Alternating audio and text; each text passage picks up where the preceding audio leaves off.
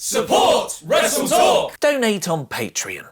Hello and welcome to the WrestleTalk News. I am Luke Owen. Zack Ryder was at one point the most popular wrestler on the WWE roster. His show Z True Long Island Story had given Ryder cult-like appeal, with "We Want Ryder" chants filling arenas around the world during matches he wasn't a part of. Sadly, WWE never thought to capitalize on this momentum, presumably because he got himself over on Twitter and YouTube before WWE knew what they were and thought tout was the future. And he quickly faded into the lower mid-card and the crowd stopped caring. Ryder hasn't been on Raw or SmackDown since April this year, and hasn't featured in a pay-per-view match since the Andre the Giant Memorial Battle Royal on the WrestleMania pre-show. He was moved to Raw in the Superstar Shakeup and has become a staple part of Main Event, a show I imagine many of you didn't know existed. Well, according to Barnburner, things could be looking up for Ryder, as he's reportedly set to elevate from Main Events to 205 Live. I mean, it's not a major jump, but it's at least something. Barnburner are reporting that Zack Ryder is being considered to be the next name after Mike Kanellis to move from Main Event to the 205 Live brand. But what do you think, Swap Nation? Is Zack Ryder going over to 205 Live a good thing for him? Let us know in the poll above my head, and Ollie Davis will read out the results in tomorrow's news. Former 205 Live wrestler Austin Aries found himself in the headlines yesterday after his match with Johnny Impact at Impact Wrestling's Bound for Glory 2018. Aries lost his Impact World Championship to Johnny Impact, but as soon as the bell rang, he got to his feet, flipped off color commentator and Impact management member Don Callis before walking up the ramp swearing at the fans. This moment has overshadowed the match itself and has left a few people asking whether this is a work, a shoot, or something in between akin to WCW's Bash at the Beach 2000. Both myself and El Fakador Laurie Blake said in our Wrestle Ramble review that we believed it was a work, but Brian Alvarez on Wrestling Observer Live has said that it could be a work that turned into a shoot, but is also still a work, much love HH. In the week leading up to Bound for Glory, Impact posted a tweet that called Aries short. This reportedly got Aries mad as he doesn't like people making fun of his height, and he responded by calling Impact's wife Taya Valkyrie husky. This led to a battle of words on Twitter, which were all taken down at the request of Impact Wrestling. Brian Alvarez speculates that the brawl at Abyss's Hall of Fame induction was planned, but it got out of hand, which led to a team member of the pay-per-view sponsor getting knocked over, which Alvarez reports upset Anthem Sports greatly.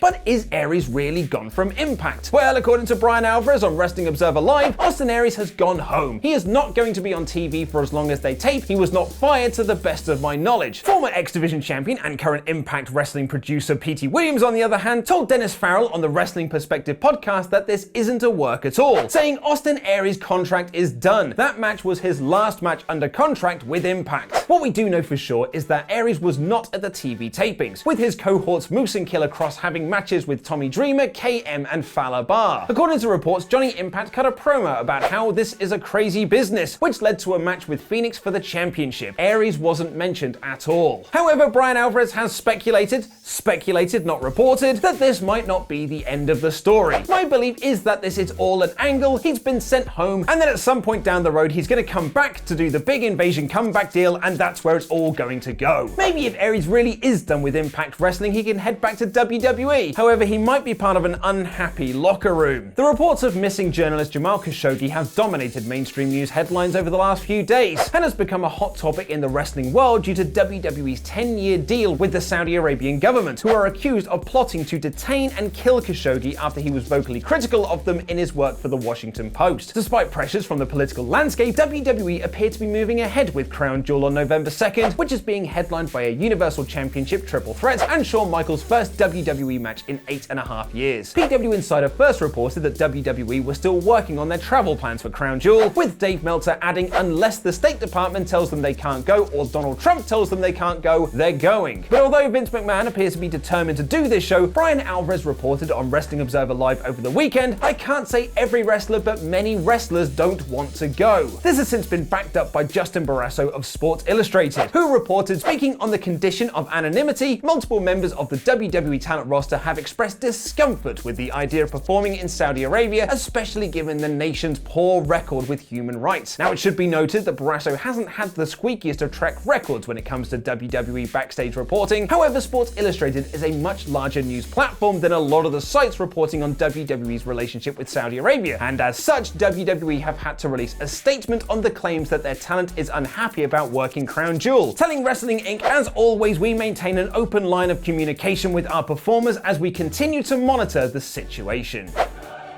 Watch Ollie Davis's review of Raw in about 4 minutes by clicking the video on screen right now, and get your tickets to see Wrestle Ramble live at the Prince Charles Cinema this November by clicking the image. I've been Luke Owen, and that was wrestling.